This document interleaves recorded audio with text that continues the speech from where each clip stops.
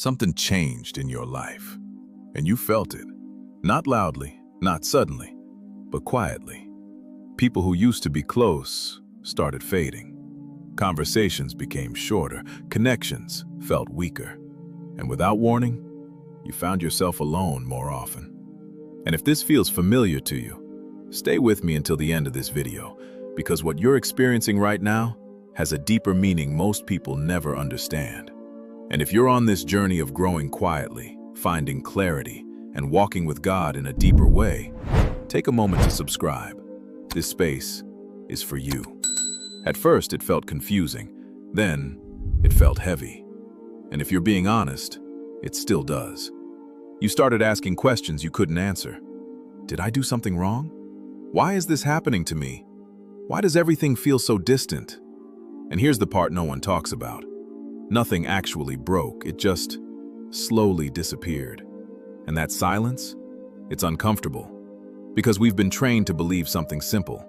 If something feels empty, it must be wrong. But what if that's not true? What if this season is not about loss? What if it's about alignment? Because here's the truth. God is not quiet because he's absent. He's quiet because he's working. And most people miss that. We've been conditioned to chase noise, validation, connection, constant movement. So when life becomes still, we panic. We try to fill the space.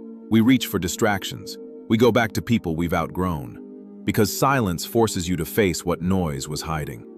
Ecclesiastes 3:1 says, "To everything there is a season, and a time for every purpose under heaven." Not just the good seasons, not just the visible ones, even this one, even the quiet one, even the one that doesn't make sense yet. If it's a season, it has a purpose. Why God allows isolation. Most people think isolation is rejection, but spiritually, isolation is often protection in disguise. Because God does his deepest work in hidden places, not in crowds, not in noise, but in stillness. Even Jesus stepped away.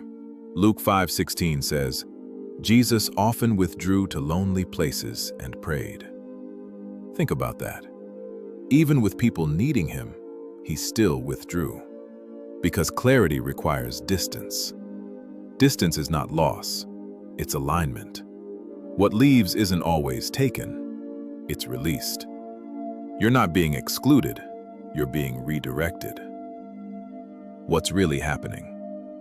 When people start fading, it feels personal. But it's not always personal.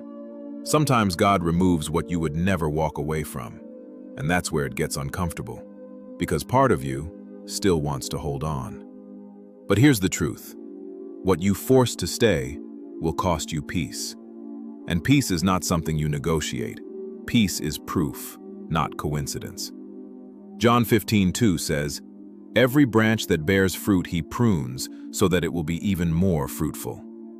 Pruning doesn't feel good. It feels like loss. It feels like something is being taken from you. But it's not removal, it's refinement. That heaviness you've been feeling, that's not failure, that's pruning. And most people misread the process. Isolation removes distractions, and when distractions disappear, truth becomes louder. You don't lose clarity in silence, you gain it. You start noticing things, patterns you ignored, people who drained you, habits that kept you stuck, emotional dependencies. And here's the uncomfortable truth. Silence forces honesty. Psalm 46:10 says, "Be still and know that I am God."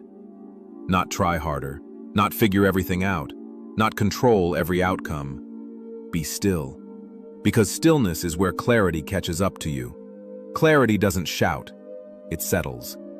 God removes noise before he reveals direction. What feels like distance is often direction. Here's what to do in this season. 1. Stop forcing what's fading. If it's drifting, let it drift. Forced connections create silent exhaustion. 2. Create daily stillness. Even 10 minutes.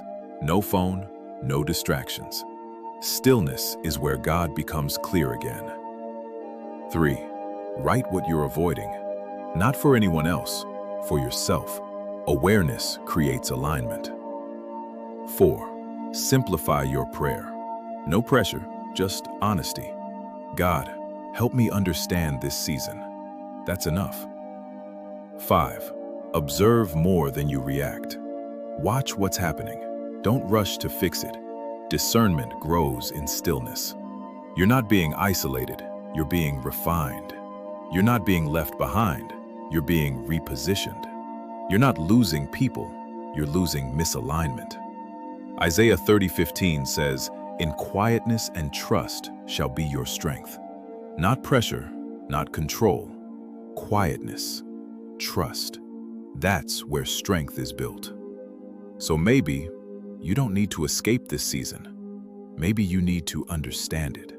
Because what feels like isolation may actually be preparation. God is not removing people to hurt you. He's removing distractions to position you. And here's the truth most people realize too late. The version of you that understands this season will never be shaken the same way again. So ask yourself, what is this silence trying to teach me? Sit with it. Don't rush it. Because some of the most important changes in your life won't happen loudly. They'll happen quietly. If this spoke to you, share your thoughts below. And if you want more clarity like this, subscribe and walk this path with us. You're not alone. You're being shaped in the quiet.